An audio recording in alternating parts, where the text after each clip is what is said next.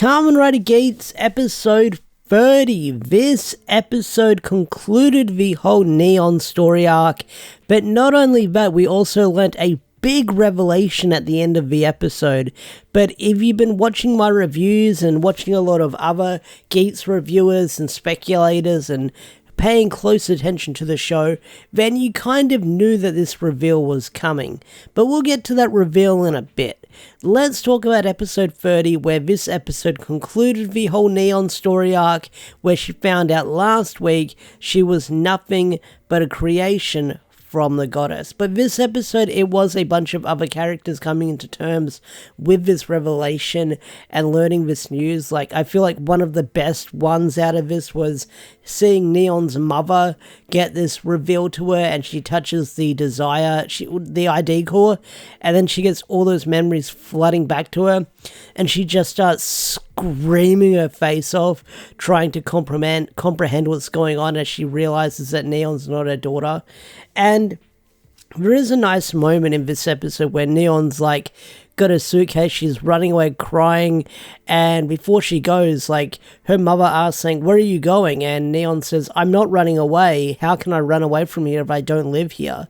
So that was like an emotional touch. But not only that, you also learn all the despair and the pain that Daddy Timefire went through when he lost his daughter, where Nerium says, "Hey, I can revive your daughter." And then his response was like, "Oh yeah, I can have my daughter revived, but I'm still going to live with the guilt of having the first one dead." And he's like, "Well, I can revive your new daughter." And he's like, "That's just it's the same problem as last time." And then he's like, "Well, I can wipe your memories." And he's like, "Yeah, okay, I'll have my memories wiped anytime." I was like, "Yeah, okay, I'll get my memories wiped." But really, it's more emotional like that. He's like, "Yeah, I'd rather have my memories wiped because, like, this shit's keeping me up at night. I can't sleep, I can't eat, I can't drink, and I feel like I can't go on living anymore." So him sort of having that brand new memory where he's like, "Oh, I've got a new daughter, new memories of a brand new daughter," that will sort of further the Karama Foundation or whatever he calls it. I am wondering if he had memories of Akari erased, does that mean he remembered at one point? Because you got to remember, John and Ben were members of the game as well, and then they ended up working for Neon's dad. So I'm wondering when their paths cross later down the line, because that'd be something I'm curious about as well. Like, how did these characters all meet up in the show later down the line? But, like, you see the despair that Time Daddy went through and how much he was suffering from that reveal, and he was even willing to take that secret to his grave that he didn't want anyone to find out about it. So that's something. Another interesting character note is Buffer in this episode, where he refused to fight Neon because it would be an easy win for him, but you can tell that he didn't like how things turned the way they are in this sort of game, with how Beroba sort of took control of the situation to get a victory for them. But he wants to have no part in it. And then we get this scene where Geats confronts Buffer, and Buffer says none of this would have happened if the Desire Grand Prix was a thing. And then Buffer goes, "I'm going to crush all riders, and then I'm going to crush the game itself. So that way, humans can stop sort of making these dumb decisions with their egotistical dreams and stuff like that." So he makes that big speech, but it was sort of cool to see Buffer have that, like, moment of sort of honor where he didn't want to wail on Neon after everything she was going through. So I did like that moment. So even though Buffer's turned into, like, the anti-hero, the secondary villain, you could say, of the show, he does have some moral code to him, and I still like that about the character. Like, he still has some respect about him when he wants to do stuff. But in this episode, like I said, it was Neon focused, and she had a big fight with the Jamato where she gets summoned to the fight, and she gets the shit kicked out of her. She gets the shit kicked out of her, and she is, like, bleeding, she's wounded, she loses the will to fight. But I would have known I kind of knew she was going to win because of the episode previous from last week where we see her using the boost buckle with beat form, which is something we see in this episode. And it was a really cool fight scene. I mean, she finds the will to live after Kyuun comes in and gives this big speech where he's from the future and he's sort of based on a form where people will create forms like Beroba. He gives this big speech that gives Neon the will to fight. So there's that. I'm not going to repeat the whole thing. Big emotional scene. Like, gives Neon a nice moment where she hugs her past self and comes to terms with everything going on.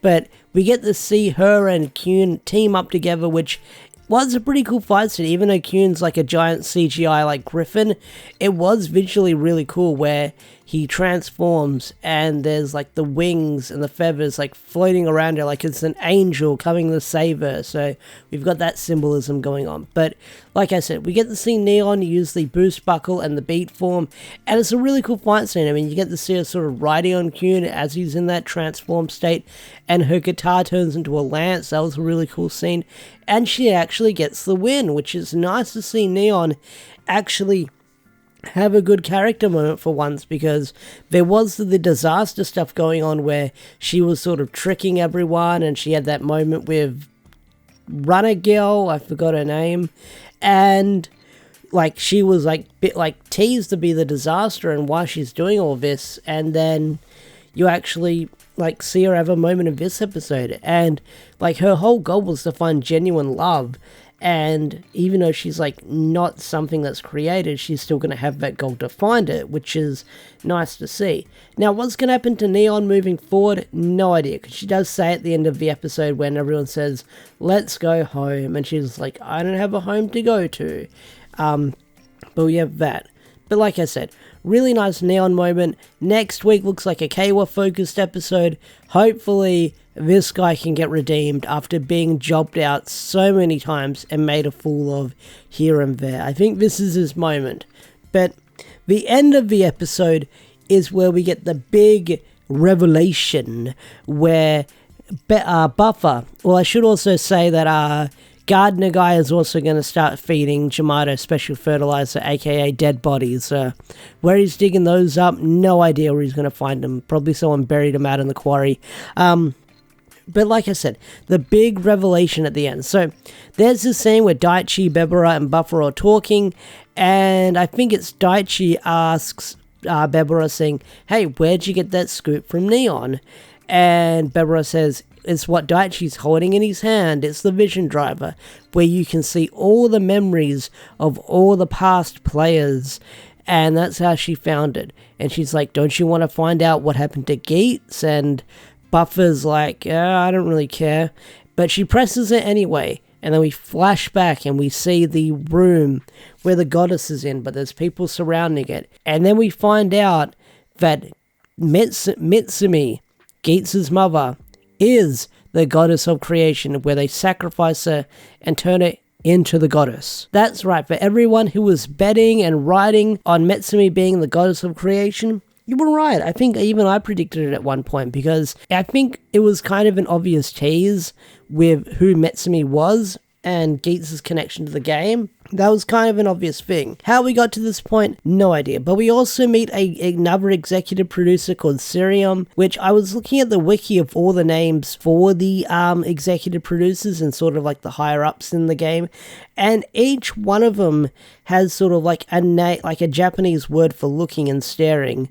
So I think Sirium is this one's called. His name means look into, and then Nerium translates to gaze or glare, which is what he translates to. Same with like the other guy and stuff like that. So everyone's got this interesting sort of looking into something name pun, the staring name pun, you could say. So that's an interesting note. But yeah, that's like the big revelation at the end, which shows that we're getting closer and closer to like the end game of this series. And we'll be there within like the next couple of months. I mean, come like freaking like August, we might be there by then.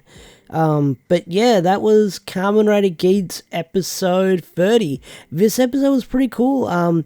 Even though I kind of knew that Neon would walk away in this episode, I still enjoyed it. We got that big emotional speech, but I think it was the character interactions and the drama that we got in this episode that really got a kick out of me, and I really quite enjoyed it. But anyway, guys, what did you think of episode 30 of Geats? Love it, hate it? Tell me in the comment section down below, and I'll guess how much of you guys watch the whole thing, because I talk about the goddess thing near the end of the video. But anyway, guys, thanks for watching. Have a wonderful day or night, and I'll see you guys later.